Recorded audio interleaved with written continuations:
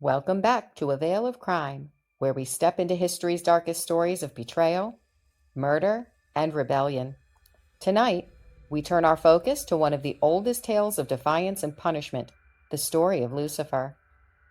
Once the brightest of angels, the morning star, Lucifer fell from grace and became the embodiment of pride, sin, and rebellion. His story is part myth, part theology, and has shaped how humanity views evil for millennia. Join me as we uncover the first great rebellion, the Fall of Lucifer. The origins of Lucifer. Lucifer's name comes from Latin, meaning light bringer or morning star. In early usage, it referred to the planet Venus appearing brightly in the morning sky before dawn. Over time, the term was tied to biblical passages describing a fallen figure. In the book of Isaiah, Isaiah 14:12, the line, "How you have fallen from heaven, O Lucifer, son of the morning," was interpreted by early Christian writers as referring to a rebellious angel cast down for his pride, while the original Hebrew text described a Babylonian king. Christian tradition came to view this as a metaphor for Satan himself. Lucifer's role in heaven. According to Christian tradition, Lucifer was not just any angel. He was one of the most beautiful and powerful created beings. He is described as a guardian cherub in Ezekiel 28, adorned with precious stones, walking in the presence of God. His brilliance and status made him a leader among angels, but also fostered pride. Lucifer began to see himself not as a servant, but as a rival to God. In his pride, he desired a throne above the heavens, seeking equality, even superiority, to the Creator.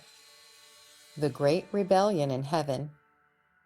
The Book of Revelation, Revelation 12, verses 7 through 9, depicts a cosmic battle in heaven, and there was war in heaven. Michael and his angels fought against the dragon, and the dragon and his angels fought back, but he was not strong enough, and they lost their place in heaven.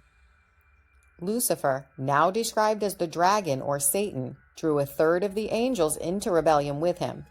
This imagery cemented the tradition that 1/3 of the heavenly host fell alongside Lucifer, becoming demons. The rebellion was swiftly crushed by Michael, the archangel, and Lucifer was cast down to earth, his place in heaven lost forever. From morning star to Satan. After his fall, Lucifer was no longer the light bringer, but became Satan, the adversary, the deceiver. The fall transformed him from being a beauty into a symbol of corruption.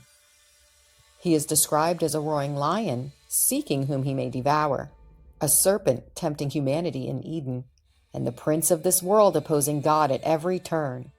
Lucifer's fall thus became not just a story of one angel's pride, but a cosmic explanation for the origin of evil. Lucifer's legacy in theology and culture. The story of Lucifer's fall shaped centuries of Christian thought. Church fathers like St. Augustine and St. Jerome interpreted Isaiah and Ezekiel as accounts of Satan's rebellion. By the Middle Ages, this interpretation was fully established in theology.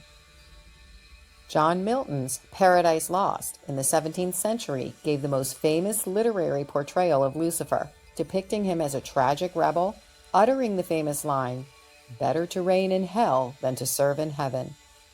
This portrayal influenced not only the religious thought, but also literature, art, and even modern pop culture, where Lucifer often appears as a complex figure torn between defiance and damnation. Modern interpretations of Lucifer. In modern times, Lucifer has been reinterpreted in various ways.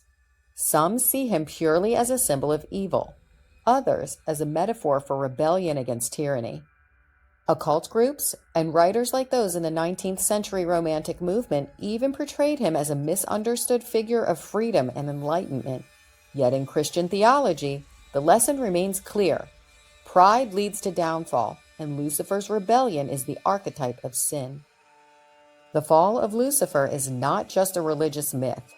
It is the story of ambition, pride, betrayal, and ultimate downfall. It is a tale that has haunted humanity for thousands of years, echoing in literature, theology, and art. Thank you for joining me for this exploration of the first rebellion in heaven. If you enjoyed this deep dive, please like, subscribe, and share.